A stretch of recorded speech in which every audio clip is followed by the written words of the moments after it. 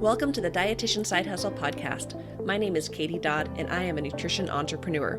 But here's the catch. I have a full-time traditional dietitian job. My entrepreneurial endeavors are my side hustle. I've been making six figures through my job and side hustle doing things that I love. If I can do it, you can too. This podcast is for dietitians, interns, and students who want to be inspired to start or perfect the side hustle of their dreams. Let's do this. Hello and welcome to the 43rd episode of the Dietitian Side Hustle podcast, Dietitian Side Hustler to Dietitian Boss. Today I will be interviewing Libby Rothschild. Libby is the CEO and founder of the Dietitian Boss Method, which has supported over 1,000 dietitians to attract clients in their private practice. Libby is also the host of the Dietitian Boss podcast, along with her growing team of dietitians. Welcome, Libby. Would you like to share a few words before we get started? Thank you for the introduction. As far as a few words, let's see, for anyone who's listening, you can follow me on social media at Libby Rothschild on Instagram, on YouTube, Dietitian Boss, and then my podcast, Dietitian Boss, and then my website, dietitianboss.com. Awesome. So I know we were talking a little bit before we got started, but I have been a big fan of Libby's for a long time. I actually was listening to her podcast before I even started my own business. So I'm just so excited to have you here today. And I'm also really excited for today's interview because I know that you're going to serve as a source of major inspiration for so many of our listeners who are just starting their side hustles. I know when you started your entrepreneurial journey, you were a side hustler too, and now you are totally rocking it in the online space, helping hundreds of dietitians. You've been able to hire a team, and you're now running a $1 million business. So I'm wondering if you would be able to share your story with our listeners, from where you started as a full-time clinical dietitian to a side hustler to a full-time entrepreneur. Absolutely. So thank you, by the way, for listening to my podcast. That's nice. It's nice to hear that. And I hope that dietitians who do listen to it can gain a lot of value, because statistics show from CDR and the Academy of Nutrition and Dietetics that anywhere from 3 to 10% of dietitians own their own business. And that's quite the range, right? Anywhere from 3 to 10. I believe CDR is in the lower end, and the Academy of Nutrition and Dietetics Compensation Salary Guide, the most recent one, says up to 10%. So very few percentage of us, a small minority of us, are private practice operators. And the mission of my company, Dietitian Boss, is to create more private practice operators. And the vision of my company includes that every dietitian who wants to start a business, whether that's a side hustle like what you teach or full-time, they have the tools, the skills, the confidence, and the knowledge to do so, specifically through my platforms and what I'm able to do both for free and then also in my program, where I show dietitians step by step how to start and grow their practice. So I think it's important as dietitians that we have the opportunities to do that. That being said, to back up as far as my particular story, I think it's important that you understand the mission and vision of my company. As I segue into that, I am a clinically trained dietitian, so I have my master's degree from New York University in clinical nutrition. I worked a job for 5 years. I did long-term care. I know that's your background, yep, Katie, so I know that drill. I did that for, I want to say 8 months. I was chief clinical. And then I went into pediatric outpatient, and then I also worked in just it wasn't diabetes specific. I worked in several different clinics within an outpatient office, but right before I left, and worked with adults, although I spent a good amount of time with peds. In my clinical jobs, and like most dietitians, I felt I didn't feel underpaid. I was underpaid. So the Bureau of Labor Statistics says that dietitians make, I believe it's 60-ish. I might have double checked if it's 60 or 65 is the median. Of course, it depends where you live. Keep in mind, I'm from New York City. I live in Jersey now, but at the time, I got my schooling, finished that in Manhattan, and worked there. And my first job was $55,000.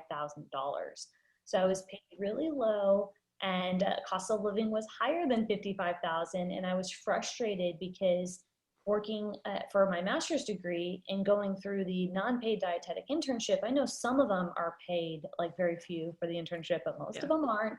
So to go through my internship, schooling, master's degree, all to go into a job that pays me $55,000 didn't feel great. So I found myself frustrated and thinking, like, very optimistic, oh, I'll be able to figure it out. I'll be able to make more money and do something. And I ended up picking up extra hours at my hospital. Our clinic had another office, and I ended up working like a weekend doing working with an obesity pediatrics clinic and doing all these additional things. And what I ended up doing is working more hours to get paid slightly more. And with taxes, it didn't even really turn out that well for me. So the frustration bottled up, and then I was pretty depressed, working in a windowless clinical office with a staff that, didn't see me. I was invisible, and I advocated all the time for nutrition, and my advocacy efforts were met with a dead end. And it was really frustrating, and I turned bitter and angry and thought it was my fault, and my confidence went down. And finally, one day I did network, because as I had mentioned, I worked in other clinical offices within my hospital with different units and whatnot. I networked with a dentist, but to this day, I call him my mentor. His name is Dr. Gates. He was actually the chairman of the dental department in my hospital. And he offered me an opportunity to teach a dental class. And he had a HRSA grant, and what he was actually trying to do, which was super innovative at the time, which was only a few years ago, because my business has been full-time for over 2 years. I've had my business for 3 years. And what this chairman said is that he had a grant, and he wanted to have some nutrition classes taught, and that he would pay me to come up with a curriculum. And I was on cloud nine. I mean, I thought that I was so special. And it was the most money I had ever earned for that type of work, right? And so I ended up teaching. And so I was teaching a curriculum. I ended up teaching for medical students and pediatric residents about nutrition education. I taught motivational interviewing, which I now teach. That translates really well into my programming now that I help dietitians. And that gave me some hope. But still, with teaching a curriculum, working overtime, working at the clinic, I still wasn't making that much money. I mean, maybe like $10,000 more than, and especially with taxes, or maybe $12,000 more than my base pay, and I had no life. And I was just kind of like a cross between slightly proud that I thought and acted differently, but then also mostly bitter that not much came of it. And my efforts didn't feel fruitful, right? So one day I was telling a friend who supported me, and she actually asked me to teach a nutrition education class for her company. She does wellness. And we were just catching up one day, and I told her about what was going on. And she said, why don't you just go on social media and share about it? And I wasn't super active too much about what I was up to. And I said, you know what, I'll give it a shot. So I went on Instagram and started talking about nutrition education and connecting with dietitians. And my whole goal was to connect with other like-minded dietitians. And I didn't really have a strong objective, but very quickly, I mean, within a month, I made money. And what ended up happening is that dietitians asked me pretty fast, like, oh, can you teach me how to express myself with nutrition education, right? So it was a really natural thing where I was just talking, and I showed my face a lot. And now if you follow me, I have a campaign. I say use the hashtag show your face and tag me, because that's really how I grew my business, and that's how my clients grow theirs.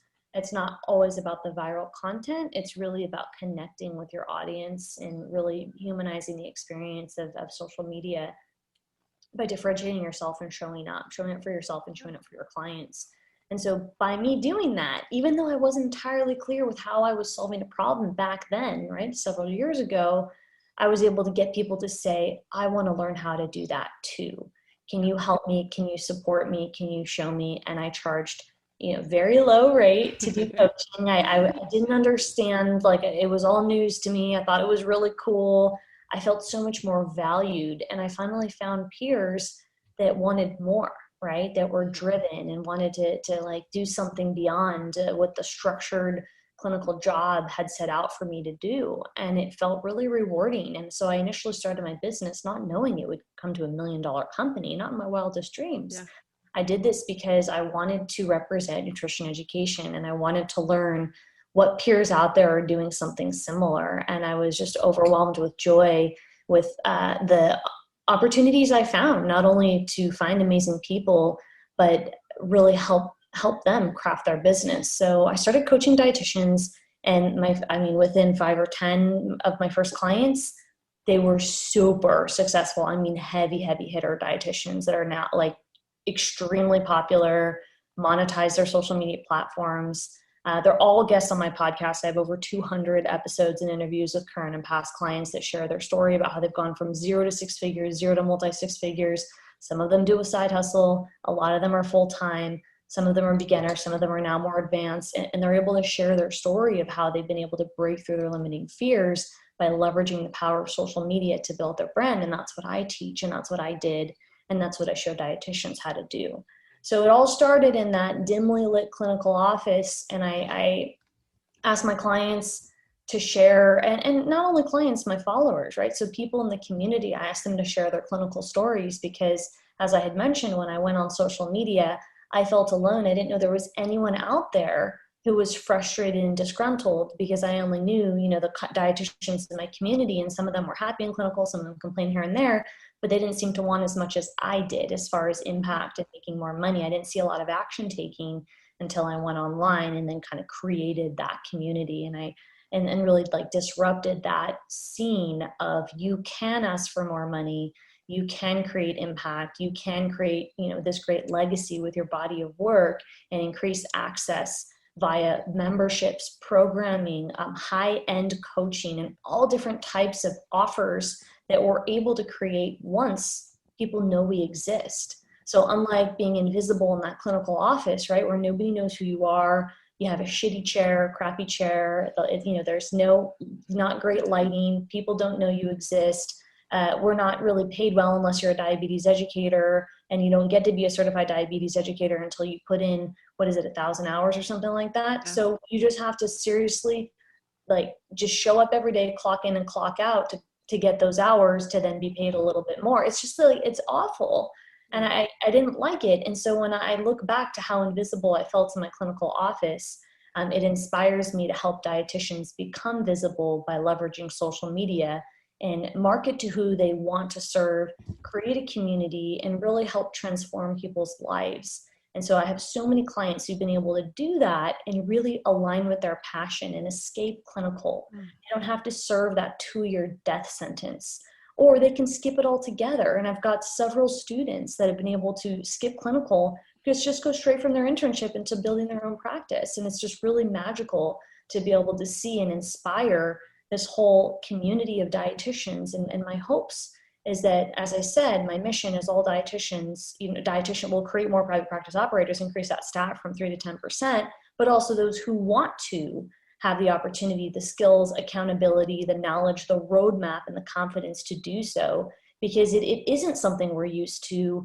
A 7-figure dietitian is unheard of, right? That's only something that maybe 1 or 2 dietitians have achieved, right? Maybe Mae Musk, who's a model or something like that. We don't assume that dietitians can create that type of wealth because that's not something we've seen, and not something that, my company is creating for those who want it. And it is that one's a harder sell, because a lot of dietitians are still wrapping their head around 6 figures, meaning salary of $100,000, $200,000, anywhere from $100,000 to under $1 million. $1 million is definitely more aspirational, and it is possible, but it's really exciting to be involved in that conversation and in that community.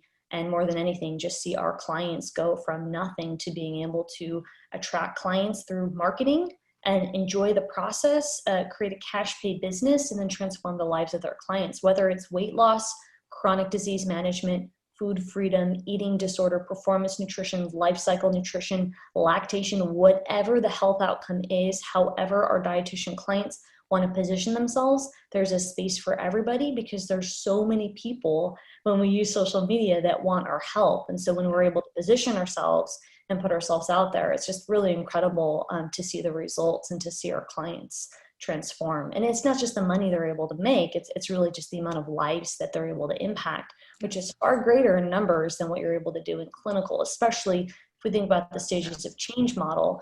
People who are looking for help and they're searching, diabetes, lower A1C, whatever outcome and health solution they're looking for on social media. If we as dietitians are able to pull up as a number one resource, and we're positioning ourselves as the expert. And so then when we say we're upset that other people are, marketing better, like, we have an opportunity to do that if we just really prioritize our ability to be seen and heard on social media, which is absolutely the number one way that dietitians can position themselves to attract clients. Yeah. Yeah. Awesome. I love it. There's so much gold in what you just shared, but I know some of the things that really stood out for me is I kind of liked how you shared when you first got that teaching job in dental, how you were so excited, like you made it big, but then over time it started to almost feel like another full-time job, and that little bit of bitterness in there because you're like, okay, now you got the money, but what about the life, right? So, and that kind of made me think about when we become dietitians, we're so excited, I'm a dietitian, but then some of those realities of the pay and all of the things can become a bummer. And so I thought that was, a really good picture of what I see happen a lot, where people get excited and then the reality set in. But I love how you went out and you found your own opportunities and how you've been able to use and leverage social media, because as dietitians, we are so darn lucky to live in this day and age where we can reach and impact so many people. So thank you so much for sharing your story. So for the rest of the interview, I wanted to talk about mindset, motivation, and time, especially for the dietitian side hustler who eventually wants to leave their full-time job and become a full-time entrepreneur. Now, I know there's some dietitians who they like their clinical job. They just want to do a little something on the side, but specifically speaking to those side hustlers who they want this, they want to go to be a full-time entrepreneur. So starting off talking about mindset, what type of mindset do you need to develop to transition from being a side hustler to a dietitian boss?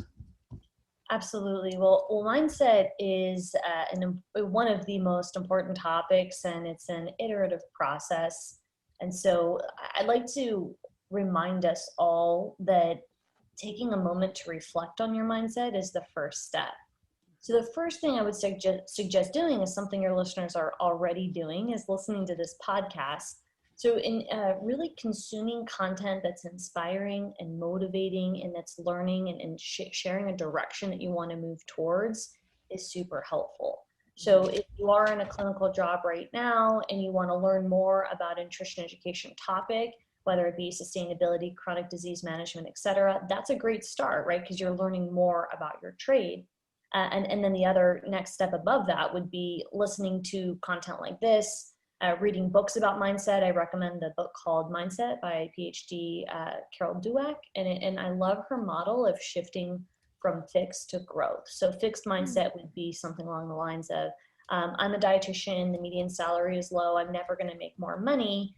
Where growth would say, I'm a dietitian. You're transforming that statement, right? You're transitioning it to take something that seems negative and you're restating that to something such as, I'm a dietitian. I'm proud I worked to get to this point. I am the expert. I have an opportunity to break through and make more money and help more people, right? So it's constantly shifting your mindset to something from what's called fixed to what's called growth oriented.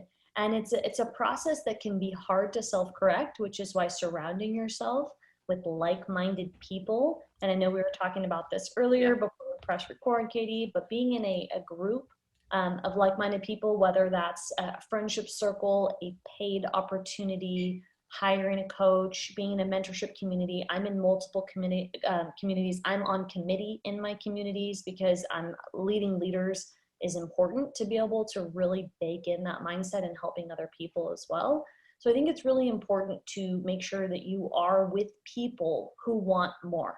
And that's why I went, if you remember my story, that's why I went on social media, because I was like, okay, these dietitians that I'm talking to and that are in my direct network are fairly content enough where they're like, oh yeah, it'd be cool if I made more money, but they like didn't ask for a raise and they just wanted to, punch the clock until they hit 1,000 hours to be a certified diabetes educator and then, dig their grave.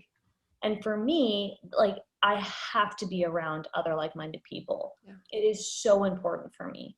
So to give that information and recap it in some kind of a listicle form, I'm going to say, number one, take small steps, whether it's learning more about, if you're feeling intimidated, learning more about a topic in nutrition that excites you is totally cool, right? I mentioned sustainability, chronic disease management, et cetera. Number two, listen to something growth oriented, whether it be business, books, podcasts. I think an easy way is dietitian based content, right? Like your podcast, Katie, mine, those would Yep. be great resources to be inspired. And then surround the book I mentioned, Mindset by Carol Dweck. You can listen on Audible, you can read it on paperback. That's a great resource. And then surround yourself by like-minded people, even if that means communities on social media. So you're commenting, engaging, interacting with people who are inspiring and supportive, whether that's you're watching a YouTube channel that you enjoy, or you're listening to podcasts or engaging on Instagram. So I think that surrounding yourself in those communities and following that process in those 3 or 4 steps would be a really good start for beginners. I have different tips for mindset as you progress. And as you make this your full-time, at every stage of your growth, there's going to be new situations that you're going to have to endure with mindset. And it's really important that you continue to hone in on that, recognizing it, and doing a lot of self-work to improve, because to help more people and increase more revenue and profitability in your own company, you're going to have to work on your mindset. There's no way around it. It's super important. So some of those higher level mindset tactics can include time for reflection, meditation, really baking in those self-care practices. And then I recommend, I know you're a volunteer, Katie, and I think that's great that you do that. I also volunteer on committees and on boards. So I'm on the board for EO Entrepreneur Organization, it's an organization for millionaires. YEC, Young Entrepreneur Council, that's another organization for millionaires. So on the committee, I network and learn even more by leading leaders and helping out other millionaires. And that's my way of surrounding myself with like-minded people and being with peers, the same way that I teach my clients to be around like-minded peers, because it's super important. Yeah, yes, absolutely. And I'm going to have to pick up that book called Mindset. I Yeah. wrote that down. I'm going to get that one. And yes, I do believe too that mindset's so important. And I loved also how you brought in community, on how important it is to surround yourself with people who want more, because it takes that motivation and excitement you feel and keeps it going. It provides that sustainment where you're not like excited and then, okay, I don't care about it. It's something that they keep you motivated, they keep you on track. And it's just so helpful to be around people who inspire you. Absolutely. And then just for social media, I do say use the hashtag show your face and tag me. And there's so much power, even if you're not leveraging social now fully, or you're not clear what you want to do, just being able to show your face and make connections and let people know like who you are and have them humanize that interaction, since you can't meet people, and even if you can, you're reminded of them. Yeah. It's really important. So I strongly suggest, if anything, take that small action and show up. And if you tag me, I'll give you a shout out and help you increase your visibility, because it's super important and it becomes easier when you do it more consistently. So those are small little tips. Yeah. Yeah. Awesome. Thank you so much. So next, let's talk about motivation. So sometimes, like I mentioned, it's really easy to be motivated when you're just getting started or when everything feels exciting. But what tips do you have for side hustlers to sustain their motivation in order to reach their goals? Yeah, as far as sustaining motivation, gosh, that's such a heavy topic. And I feel like this is the same exact question about mindset. Yeah. So for me, and for our clients, I teach them that motivation is based on clarity with your goals, right? So what is it that you want to do? And then whether it's you're thinking about shorter term or longer term, the more clear you are, and it can take time, and there's no pressure, you don't have to spell it out, but visualizing the path you're working towards, as you heard me say at the top about my mission and vision, getting clear with that direction, even if your first or 10th or 12th or 100th draft isn't final, that's okay. You're going to have a lot of drafts as part of your process and in your business development. So I think that getting a clear sense of who you are, who you want to help, how you want to transform lives, what body of work you want to create in this world, getting that out on paper, putting it on your wall, speaking it often is really going to help. And then as I'm sure you've told your listeners, a really common thing to hear in business is really starting with your why. So getting really clear on why you're doing what you're doing. Yep. I know for you, Katie, you've got kids, and that can be really motivating. And for me, it's important that I show and share with dietitians that we can be private practitioners, right? Even Yeah. though the stats don't show that many of us own our own business, and private practice operators is a new thing, right? So preceptors and even in school, we're told that we have to go right into our clinical death Yep. sentence, Yep. and we're not good enough, and we're not an expert, and we're never ready. This does our profession harm because Yeah. we only learn by doing. And if we don't help serve the people that are dying of chronic ailments, right, whether on the range and spectrum of whatever health outcome they want to achieve, if we don't provide a service and let them know we can help, somebody else will. Yep.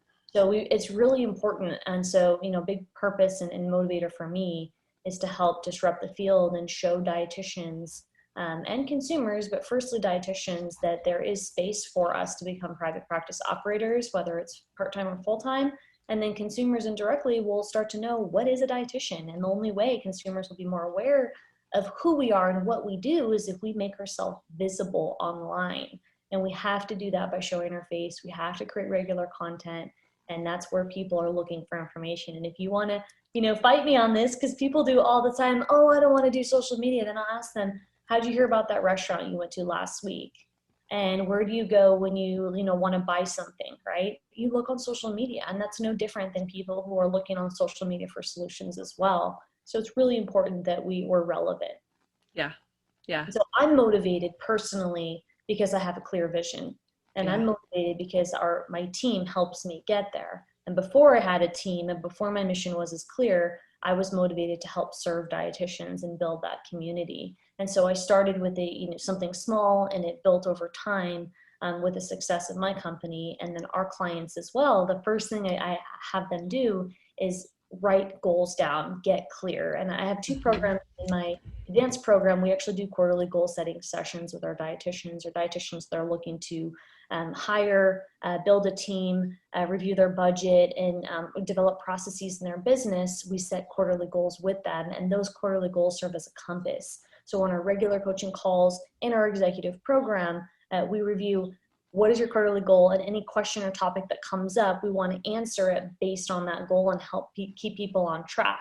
So for those of you listening, for thinking about the future, although this conversation is a bit aspirational, there are opportunities for you to think ahead and plan ahead, whether it's even if it's part-time. So this doesn't matter if it's full or part-time, you still need to have a direction. So if you're full-time, you might ramp it up and do more hours, but the strategy and the way to get there, the route to making money is the same, whether you're doing it for 40 hours a week, 10 hours a week, or you're deciding to do it every now and then.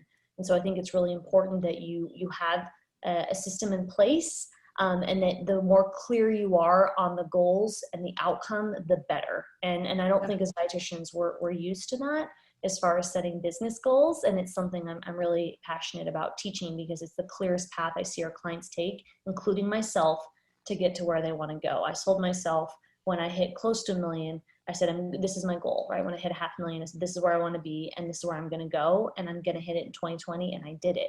And so quantifying that and setting it out and achieving it and having it written out and having a plan and executing it is the only way that you're going to get to your goal, whatever your goal might be, whether it's to get your first client, to make consistent $200 a month, or for you to show your face regularly. Like, insert whatever goal it is, small or big, you got to write it down and make it clear and create a SMART goal around it. And you guys all know what SMART goals are. Yeah, we do. I love that. And I also love the piece about, having a why, building your business, your side hustle, whatever you're doing, on a solid foundation of knowing why you're doing it, and then setting those goals. I know I do quarterly goals myself as well. And it's something where I've got these big long-term goals, but I'm also making the small ones. So I always have a target to go to. So it's very helpful. Thank you, Libby. So finally, let's talk about time. So this is the number one concern I hear from my audience. They have big dreams. They want to pursue their side hustle, but they just don't feel like they have enough time. So what advice would you give for dietitians who feel like time is a barrier? Yeah, so I think that's a great question. And as far as time being a barrier, it's really about priorities. So I would ask, what's your priority? And most of us, we have 5 or 10 hours a week, right? So what are you willing to sacrifice or compromise? So think of the last time that you sacrificed something to get what you wanted, right? Maybe you wanted to add in an extra yoga class, or you wanted to meditate, or you wanted to get your degree in dietetics, right? And what did you sacrifice, right? Maybe it was time with your family, maybe it was time relaxing, whatever that might be. So in building your business, especially you're starting it on the side, I don't know, what do you have to say, Katie? Because for me, I say 5 to 7 hours a week is a great way to start that. And if you outline and carve out that time in that space and build on it, that's a good way to get going. And going back to the earlier question about mindset, I think if you start those 5 to 7 hours a week, even half of that, with a book, a podcast, whether you're taking a walk, if you are commuting to work right now, or whatever it is that you're doing throughout your day, when you're consuming content that's going to inspire you, that can keep you accountable and on track towards your goals. But it really, as far as time is concerned, it's all about priority. And you start small. So nobody said you needed to work 40 hours from the beginning. You build up to it. And I think that anytime someone's spending too much time and spinning their wheels, it's because they don't have a roadmap. They don't have a strategy. They're trying 10 million different things and they don't know where they're going. Oftentimes our clients come to me to our program and they don't know who they're talking to. They don't have a target market. They don't know they don't have any direction, right? And if they do, they might be selling something that's not profitable and they don't have a system, even if it's simple. So I think it's really important to just start really small and build up and ask yourself, do you want this? And if you have a clear why, even if it's something that's more half-baked, for example, like I just want to help people, that's fine. We can start with that and you can build on it with time, right? As far as your why, because that can be a heavy conversation. You have to go back and remember that, you want to help more people and it's important to get this started, and just referring back to that on days where you're feeling a little frustrated is going to be a great way to keep going, because it's really not about time. It's about priorities, and it's about making sure that you're carving out a minimum amount of hours at the beginning to get this going. And then as you progress, I actually teach our clients that you don't need to work a long work week. You can focus on delegation and automation and ways to work less hours and really do the tasks that are going to be more valuable in your business, such as speaking, working on your program development, creating content for your programming is going to be a higher value use of your time, not scheduling your posts and doing administrative work, which you can easily delegate and manage from a virtual assistant. So you start out working, but you want to focus that time. And then as you progress and learn to delegate, it's not that you have to work more hours, you're just working smarter as long as you have the ability to hire it. And that is something we teach our clients. And it's a really beautiful process, and it can also challenge your mindset, where you're going to have to learn how to let go of that control. And I know a lot of us dietitians struggle with that, but it's a really beautiful lesson to learn, because ultimately letting go of control and hiring, let's say, a virtual assistant to help you is going to help you help more people. Yes. Awesome. Wonderful tips. And I love what you said there. It's not about time, it's about priorities. And the 5 to 7 hours per week, that is actually how much I recommend, even with my blogging accelerator program. That's what I tell people. It's 5 to 7 hours a week. You can find the time. So I know you've already shared so much gold, so many actionable items that I think people could take away, but I always like to end my podcast episodes with some type of action item for dietitians to leave the episode with. So what action item would you recommend as the first steps for dietitians wanting to start a side hustle with the intention of eventually leaving their full-time job and being a full-time entrepreneur? The first step, let's say, are these people listening on social media? Yeah. I would say show your face. No matter what you want to do, if you want to, everything goes back to showing your face. So start small. If you've never done it before, you can do a selfie. You can start with once a week. Video is amazing. If you can, go on Instagram and go on your stories and record video, that's great. Again, you can use the hashtag show your face, tag me for accountability, because I know it can feel scary, but everything goes back to that. Because if you want to build a community, you got to show up so people know you exist. Yeah.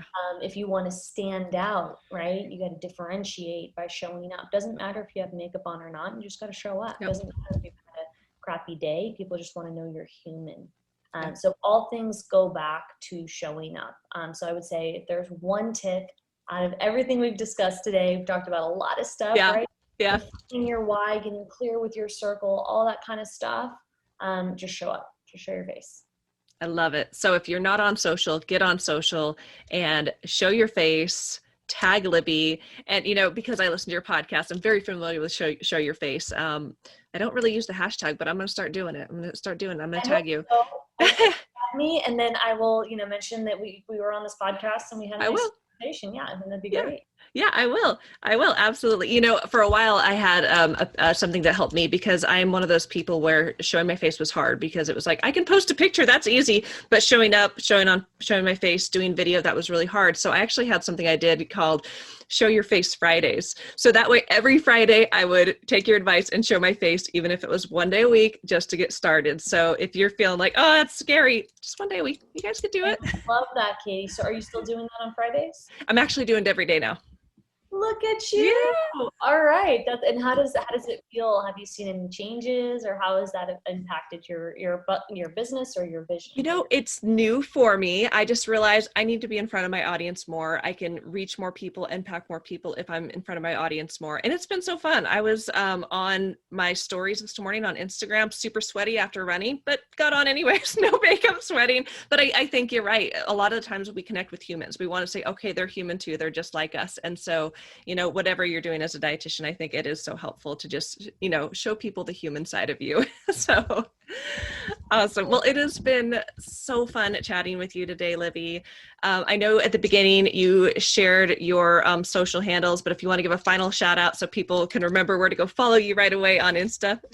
Absolutely. So you can find me on Instagram at Libby Rothschild, and all of the other platforms are Dietitian Boss. So my YouTube is fairly new. My podcast has been around for a while.